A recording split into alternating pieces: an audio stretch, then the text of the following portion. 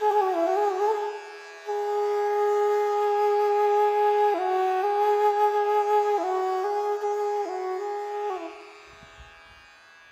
श्लोक और दूसरा श्लोक दोनों हम पढ़ेंगे। श्री भगवानुवाच अहमेवासमेवाग्रे नान्यद्यत्सदसत्परं पश्चादहं यदेतच्च यो वशिष्येत सोऽस्म्यहम् ऋतेर्थं यत् प्रतीयेत न प्रतीयेत चात्मनि तद्विद्यादात्मनो मायां यथा भासो यथा तमः ऋतेर्थं यत् प्रतीयेत न प्रतीयेत चात्मनि तद्विद्यादात्मनो मायां यथा भासो यथा तमः।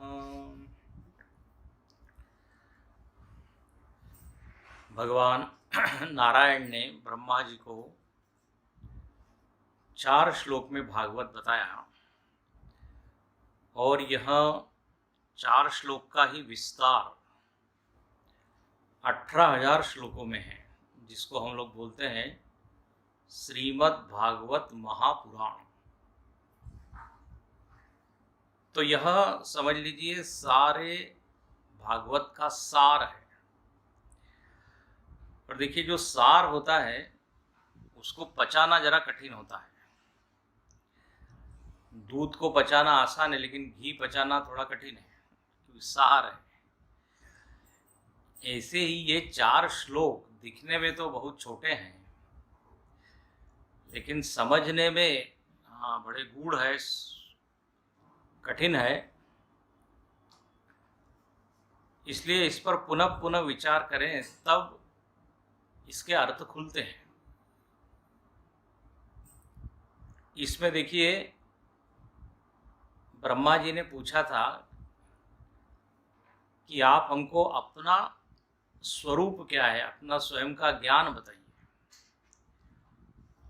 वो इसलिए शायद चाहते हैं सुनना कि जब भगवान का ज्ञान हो जाएगा तो फिर मान नहीं रहेगा, क्योंकि ज्ञान मान जहां एकहु नाही, देख ब्रह्म समान सब माही। राम गीता के प्रसंग में लक्ष्मण जी ने 5 प्रश्न पूछे, उसमें से एक प्रश्न था कि ज्ञान किसको कहते हैं।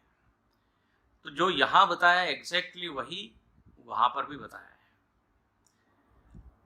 ज्ञान मतलब क्या? तो भगवान राम ने ज्ञान का अर्थ ये नहीं कि कहा या ये नहीं किया कि जो ग्रंथों पर प्रवचन करता है वह ज्ञान का लक्षण है, या जो श्लोकों को याद करता है वो ज्ञान का लक्षण है, या ग्रंथ लिखने वाला जो है वो ज्ञानी है। नहीं, वहां दिया है लक्षण, देख ब्रह्म समान सब माही। तो सबको ब्रह्म रूप देखता है वो है ज्ञान। और जब ब्रह्म रूप देखेगा तो फिर मान कहाँ रहेगा? मान का जो संबंध है वो तो अज्ञान से है। मान और अभिमान ये दोनों अच्छे फ्रेंड है, मित्र है। अज्ञान रहेगा ज्यादा तो अभिमान भी खूब। इसलिए गीता के 13वें अध्याय में भगवान कहते हैं, यदि आपको मेरा ज्ञान प्राप्त करना है या आत्मज्ञान प्राप्त करना है तो शुरुआत करनी पड़ेगी कहाँ से? अमानित्वम अदम्भित्वम। अमानित्व, व्यवहार में जो हमारा मान बहुत ज़्यादा हमको लगता है, मैं अमुक हूँ तमुक हूँ, मैं ऐसा हूँ वैसा हूँ, बोले इस अपने ही बड़प्पन को हमको थोड़ा छोड़ना पड़ेगा। क्योंकि आत्मा जो है वो अमानी है, आत्मा का कोई मान नहीं है। मान का एक अर्थ होता है मेजरमेंट। देखिए, हम सब लोग अपने आप को मापते हैं, नापते हैं। यह अभिमान और कुछ नहीं, नापना है, थोड़ा ज्यादा करके नापना।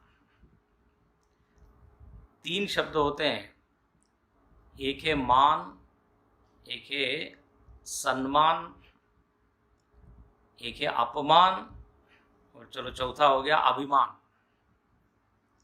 ये चार शब्द बड़े अच्छे जुड़े हुए हैं। इनमें मूल क्या है तो बड़े मान से ये निकले हैं। मान का अर्थ है कि हम अपने आप को जो मानते हैं ना उसको कहते हैं मान। जैसे कोई वकील है तो वो क्या कहेगा, मैं वकील हूं, ये एक मान है। मैं गायक हूं, ये मान है। कवि हूं, ये मान है, जो हम अपने आप को ईमानदारी से मानते हैं। अच्छा, अब हम जो अपने आप को नापते हैं या मापते हैं, सामने वाले ने थोड़ा ज्यादा करके नापा। जितने हम हैं, जैसे हम हैं, उससे थोड़ा बढ़ाकर, तो हमको अनुभव होगा किसका मालूम है, सम्मान का। जब सम्मान समारोह होता है, किसी को सम्मानित किया जाता है, तो उसमें क्या होता है, तारीफों के पुल बांधे जाते हैं, स्तुति ही स्तुति। और फिर कहते हैं शब्द अधूरे हैं, वर्णन हो नहीं सकता, सूर्य के आगे जैसे दीपक का कोई प्रकाश नहीं, इत्यादि सब भाषणों में होता है। तो अर्थ क्या हो रहा है, सामने वाला व्यक्ति इतना उसको बढ़ाकर समझ रहा है, तो इसका मतलब हमको क्या अनुभव होगा, सम्मान का, जो हमने माना है लेकिन सामने वाले ने बढ़ा करके नापा। जैसे मैं कहूँ मैं गायक हूँ, लेकिन सामने वाला कह रहे हैं नहीं नहीं, तानसेन के बाद आप ही का नंबर है, तो अब ये क्या होगा, सम्मान हो गया कि नहीं। अच्छा, अब हमने मापा है, और जितना हम नापते हैं उससे सामने वाले ने कम करके आंकड़ा या नापना, तो हमको जिस वृत्ति का अनुभव होगा उसको कहते हैं अपमान। हाँ? कहीं हमने गाना गाया और सामने वाले व्यक्ति ने कहा कि आप टीवी पर गाया करें, तो हमको लगा कि ये बड़ा सम्मान दे रहा है कि टीवी पे गाना, मतलब तो बड़ा गर्व की बात है। तो एक क्षण के लिए क्या अनुभव हुआ, सम्मान का। लेकिन दूसरे क्षण हमने पूछा कि आप ऐसा क्यों कह रहे हैं कि टीवी पे हमको गाना चाहिए, तो उसने कहा क्योंकि हम कभी भी ऑफ कर सकते हैं, बंद कर सकते हैं। अब ये वाक्य सुन के हमको किसका अनुभव होगा, अपमान कर रहे हैं तो हो गया ना। या कोई कहे आपका गला तो फटे बांस की तरह है, अब बताइए, अपमानात्मक शब्द हो गए। तो हम तो नाम मानते कि मैं तो गायक हूं, अच्छा, लेकिन अब सामने वाले ने ऐसा ना पाया। तो सम्मान और अपमान ये दुनिया में मिलते रहता है। इसके मूल में क्या है, मान, क्योंकि मैंने कुछ न कुछ अपने आप को माना है। अच्छा, जब मैं अपने आप को बहुत ज्यादा मानता हूं, दूसरा नहीं मान रहा है, ध्यान से सुनना, समाज के लोग नहीं कह रहे हैं, हम ही अपने आप को बड़ा मान रहे हैं, तो उसको कहते हैं अभिमान।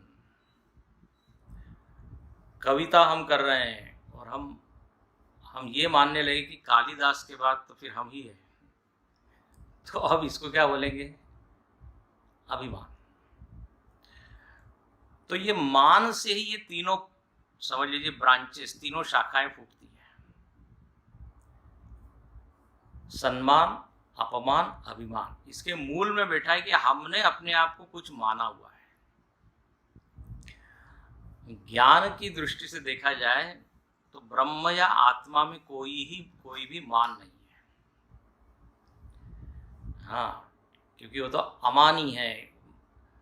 नापने के लिए, मापने के लिए उपाधियां चाहिए, तब जाके एक आकार आएगा।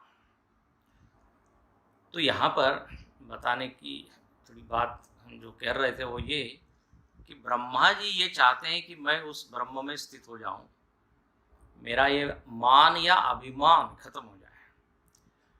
तो आप अपने ब्रह्म स्वरूप का ज्ञान कराइए, क्योंकि देख ब्रह्म समान सब माही। इसलिए यहाँ भगवान ने पहले ही श्लोक में बता दिया कि देखो, पहले भी मैं था, अभी भी मैं हूं, आगे भी मैं ही रहूंगा। अब इस श्लोक को सुनने के बाद ब्रह्मा जी के भीतर क्या भाव आएगा कि मतलब मैं तो कहीं हूं ही नहीं। भाई, दुनिया कहती है कि सृष्टि बनाने वाला कौन है? ब्रह्मा। तो अब ऐसा लोग बार बार कहते हैं तो मुझको भी क्या आ जाता है? अभिमान। तो भगवान ने उड़ा ही दिया। भगवान ने कहा तुम कुछ नहीं, मैं ही हूं, मैं ही था, मैं ही रहूंगा। तुम्हारे में भी मैं ही हूं, ऐसा बोल दीजिए। तुम्हारा अपना कोई अलग से अस्तित्व मेरे अलावा है नहीं। देखिए कितना सुंदर ये भाव है। यदि ये भाव रहे तो फिर अभिमान के लिए जगह कहाँ रहेगी? अभिमान का कारण देखिए दो है। दो शर्त यदि आप पूरी करें तो अभिमान आ जाएगा। एक शर्त है कुछ न कुछ उपलब्धि प्राप्त करें। बिना उपलब्धि के ईगो या अभिमान नहीं होता। ज्ञान का अभिमान, धन का अभिमान, जन का अभिमान। इसलिए भज गोविंदम में शंकराचार्य जी लिखते हैं, मां कुरु धन जन यौवन गर्वम। धन जन यौवन, तो एक तो कुछ न कुछ अपने पास होना चाहिए। जो बिल्कुल ही कंगाल है उसको क्या अनुभव होगा, क्या अभिमान होगा? तो एक तो ये है। दूसरी शर्त क्या है कि ये जो उपलब्धि हमने हासिल की है, ये हमारे ही प्रयत्न से हमने प्राप्त की है। यदि ऐसी किसी की समझ है, ऐसा यदि किसी का भाव है, तो पक्का जानिए अभिमान उसको आएगा ही। हमने अपनी साधना के बल पर, जप के बल पर, तप के बल पर ये प्राप्त किया है। तो प्राप्ति हो और प्राप्ति में और किसी का कंट्रीब्यूशन नहीं, योगदान नहीं, ऐसी यदि भावना होगी तो ये धीरे से अहंकार आ ही जाता है। ठीक इसके उल्टा कर लीजिए। उपलब्धि किसी ने प्राप्त की, ध्यान से सुनना, लेकिन सतत वो ये कह रहा है कि ये सब भगवान की कृपा से है, माता पिता के आशीर्वाद से है, समाज ने मदद की इसलिए है। यदि सतत उसको ये अनुभूति हो रही है कि अनेक लोगों का इसमें योगदान है, तो अभिमान के लिए क्या जगह रहेगी? अब हनुमान जी ने इतनी बड़ी उपलब्धि प्राप्त की, समुद्र को पार किया। समुद्र को पार करने में अनेक बाधाएं आई। मैनाक पर्वत आया, फिर वो सुरसा आई, फिर सिंहिका आई, फिर लंकिनी आई। सीता जी तक पहुंचने में बहुत बाधा है। अच्छा, उसके बाद फिर रावण ने पकड़ा है, फिर पूंछ जलाई है, अनेक बाधाएं आई। हनुमान जी वापस आए और जामवंत जी ने हनुमान जी की सारी कृति, जो जो हनुमान जी ने किया, वो सब सुनाया। ध्यान से सुना, हनुमान जी ने खुद से नहीं सुनाया। जामवंत जी ने कहा कि ये तो सब हनुमान जी ने काम किया है, हम तो कुछ नहीं है। तब भगवान जो है हनुमान जी की बड़ी स्तुति करते हैं और यहां तक बोल देते हैं कि सुनु सुत तो ही उरिन में ना। तब हनुमान जी की टिप्पणी देखिए। हनुमान जी कहते हैं, सो सब तव प्रताप रघुराई, नाथन कछु मोरी प्रभुताई। देखो, यहां उपलब्धि इतनी बड़ी हासिल की है, लेकिन उनको अहंकार का तिल मात्र भी कहते क्या स्पर्श नहीं हुआ है। क्यों? क्योंकि सो सब तव प्रताप रघुराई, मेरा कुछ प्रताप नहीं है, आपका प्रताप है। जो नाम का प्रताप है, तुम्हें याद हो कि न याद हो। एक हम भजन गाते हैं। हनुमान जी से किसी से पूछा कि आपने इतना बड़ा ये समुद्र पार किया, किसके बल से, कैसे पार किया? क्या बोलते हैं? प्रभु मुद्रिका मेली मुख माई, जलधि लांग गए अचरज नाई। मुद्रिका को मुख में मैंने रखा और पार हो गया। तो किसी ने कहा कि मुद्रिका में ऐसा क्या बल है कि जिसने आपको पार करा दिया?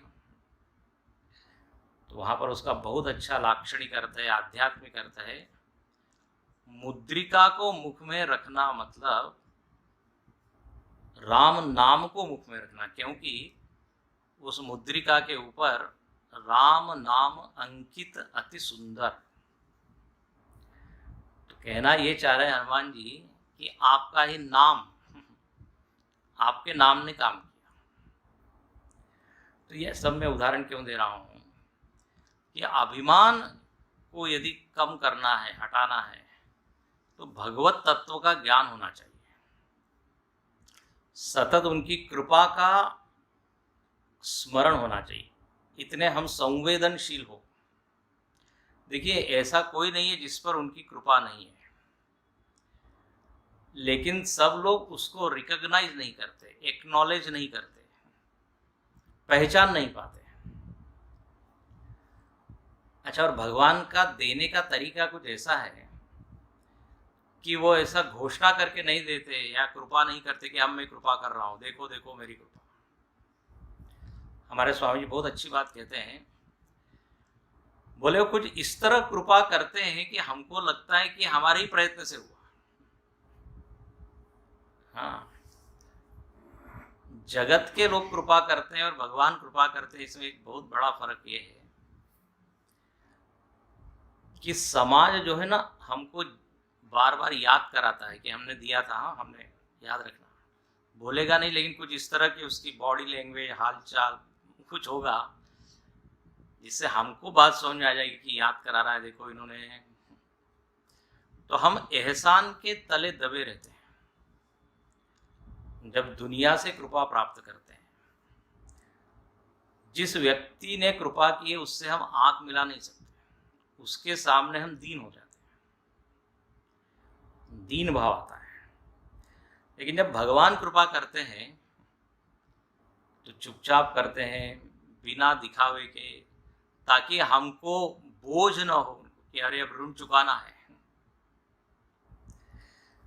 तो आज बात जरा दूसरी चल पड़ी है। तो सो सब तव प्रताप रघुराय। अब विभीषण जी को हनुमान जी मिले हैं कहाँ? लंका में। तो विभीषण जी कहते हैं मेरे प्रयत्न से नहीं मिले हैं, ये भगवान की ही कृपा है। बिनु हरि कृपा मिला ही नहीं संता, अब मोहि भाव भरोसा अनुवंता। बताइए, लंका में असुरों के गढ़ में, शत्रु के यहाँ राम का दूत आ जाए तो अब ये क्या है? कृपा है। अब देखो, विभीषण जी ये नहीं कहते हैं मैंने इतना जप किया, हाँ उस जप का ये फल है, ऐसा नहीं कहा। रावण को जब ब्रह्मा जी ने वरदान दिया तो रावण ने कहा कि इसमें आपकी कोई विशेषता नहीं है, आपकी कोई कृपा नहीं है, आपको तो देना ही है, क्योंकि नियम है। क्या इतना यदि तप किया, जप किया, तो वरदान मांगने का हक मुझको है। अब देखिए, है ना, दोनों की वृत्ति कैसी पर अलग अलग है। तो जहां पर उपलब्धि मिल रही है लेकिन उसमें सतत ये अनुभव है कि अनेक लोगों का इसमें योगदान है, बस। तो यहाँ ब्रह्मा जी को भगवान ने ऐसा ज्ञान करा दिया कि ब्रह्मा जी भी समझ गए कि मुझको ये अभिमान नहीं करना चाहिए कि मैं सृष्टि करता हूँ, क्योंकि सृष्टि के मूल में तो कौन है? भगवान है। और अच्छा, यदि मैं ही सब कुछ बनाने वाला हूँ तो मैं भी अपने आप से बन जाता हूँ, लेकिन मुझको किसने बनाया है? भगवान नारायण ने, कथा में आता है। तो ये सारी जो कथा है, संवाद है, ये हम लोगों के लिए है। दिखाना ये चाह रहे हैं कि अपना कर्तृत्व और जीवत्व जो है उसको हम कम करें। अच्छा भाई, ये पहले श्लोक में तो हमने देखा कि भगवान ने चैतन्य से ही सब कुछ आया है, चैतन्य ही अधिष्ठान है, ये बता दिया। अब प्रश्न ये आया कि यदि चैतन्य ही है तो फिर ये सृष्टि में अनेकता कहाँ से आई? कल इस पर चर्चा हुई थी। तो फिर एक चीज माननी पड़ेगी और उसका नाम है माया। सृष्टि किसने बनाई, कैसे बनी? अब ये यदि प्रश्न है तो केवल चैतन्य, केवल ब्रह्म, केवल आत्मा कहने से सृष्टि की व्याख्या नहीं हो सकती।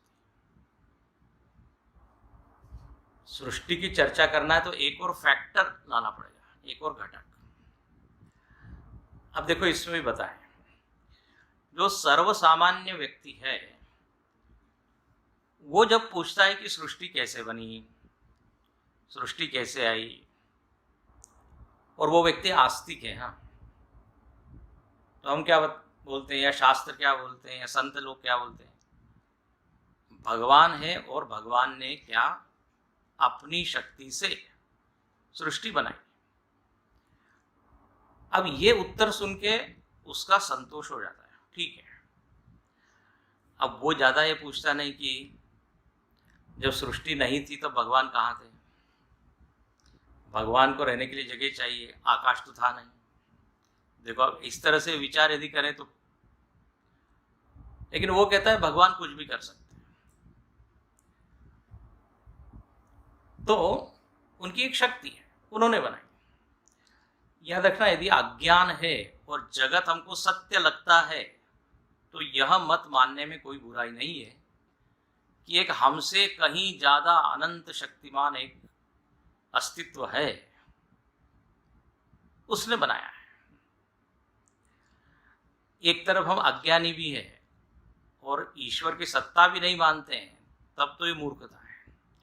जीवत्व तो काफी कड़ा है, जगत में सत्य बुद्धि है, देह में आत्मबुद्धि है, और ईश्वर को नकारें तो बोले इससे उस जीव का कोई कल्याण नहीं होगा, अभिमान ही आएगा उसको और पतन होगा उसका। इसलिए सर्वसामान्य व्यक्ति में ये सब दोष होते हैं तो ईश्वर को मानने में कोई दिक्कत नहीं है। उड़िया बाबा जी महाराज एक बार, बहुत बड़े संत हो, एक ऐसा ही व्यक्ति थोड़ा, मतलब क्या कहते हैं, उसके बोलने में थोड़ा अभिमान ऐसा झलक रहा था, और वो बोल रहा था, ये सृष्टि किसने बनाई महाराज जी? भगवान ने बनाई है। तो उड़िया बाबा जी बोले, भगवान ने नहीं बनाई तो क्या चाचा जी ने बनाई है तुम्हारे? देखो, बोलने का तो किसी जीव ने तो बनाई नहीं। इसलिए वो आसुरी संपत्ति में वर्णन आया है कि ईश्वरो हम, बलवान हम, सुखी हम। नास्तिक व्यक्ति है जो अति, हिरण्यकश्यप को यही लगता था कि मैं ही भगवान हूं। तो ये पहला स्टैंड पॉइंट है, भक्ति का स्टैंड पॉइंट, जहां पर भगवान की शक्ति है। और याद रखना, वो भगवान की शक्ति सत्य है, माया की वहां पूजा होती है, माया की निंदा नहीं है। उसी को कहा है विद्या माया। सीता जी को कहा है उद्भव स्थिति संहार कारिणीम क्लेश हारिणीम सर्वश्रेयस्करीम सीताम नतो हम राम वल्लभाम। ये सीता कौन है? बोले भगवान की शक्ति है। और ये क्या करती है? संसार को बनाती है, संसार की स्थिति करती है, संसार का संहार करती है। इसलिए तुलसीदास जी ने दो बार ये बात कही है।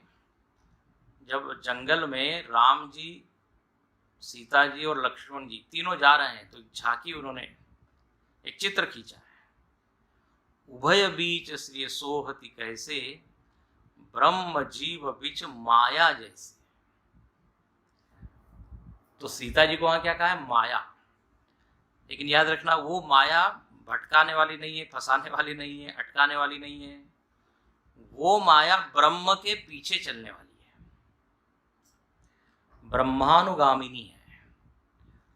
और जीव यदि ऐसी माया के पीछे चलेगा